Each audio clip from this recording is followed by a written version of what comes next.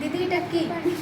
আমার মডেলটার নাম অটোস্ট্রোক water tap. আমরা অনেক সময় দেখে থাকি বা আমাদের মারা যখন আমাদেরকে বলে যে তোমরা কোনো ফিল্টার থেকে বা ট্যাঙ্ক থেকে জল ভর্তি করো, তখন আমরা কি করি যে কোনো গ্লাস বা বটলকে ফিল্টারের নিচে বসিয়ে কোথাও চলে যায় বা টিভি দেখতে, খেলতে বা ফোন দেখতে চলে যায়। এরপরে এসে দেখি কি গ্লাসটা ভর্তি হয়ে জলের অপচয় হচ্ছে, বটটাও নোংরা হয়েছে, ভাবে মা আমাদেরকে অনেক বকাঝকা করবে।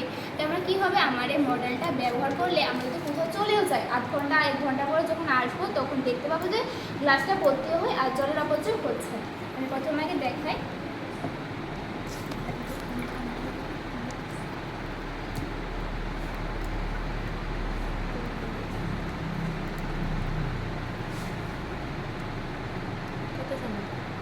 দেখো বন্ধ হয়ে গেছে, আপনা আপনি বন্ধ হয়ে গেছে।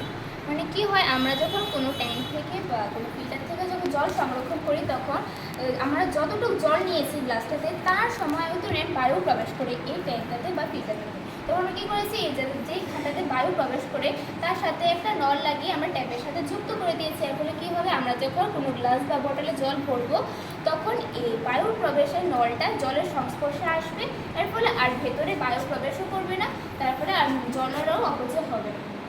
এটা কি কারেন্ট লাগে? না, কারেন্ট লাগে না, এটা বায়ুর মাধ্যমে হয়।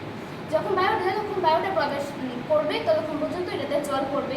যখন বায়ু প্রবেশ বন্ধ হয়ে যাবে সাথে সাথে আর এই ট্যাঙ্কার থেকে ফিল্টার থেকে আর জল পড়বে না। সেন্সর লাগে না?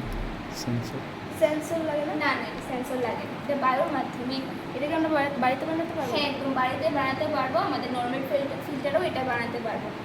ফিল্টার আমরা দেখে থাকি এটা ছোটো ছিদ্র থাকে বায়ু প্রবেশ করে, সেই ছিদ্রের সাথে একটা নল লাগিয়ে দেবো। এর ফলে এটা ট্যাপের সাথে যুক্ত করে দিলে এটা হয়ে যাবে। কেমন লাগেছে বলো? ভালো। আচ্ছা, ঠিক আছে।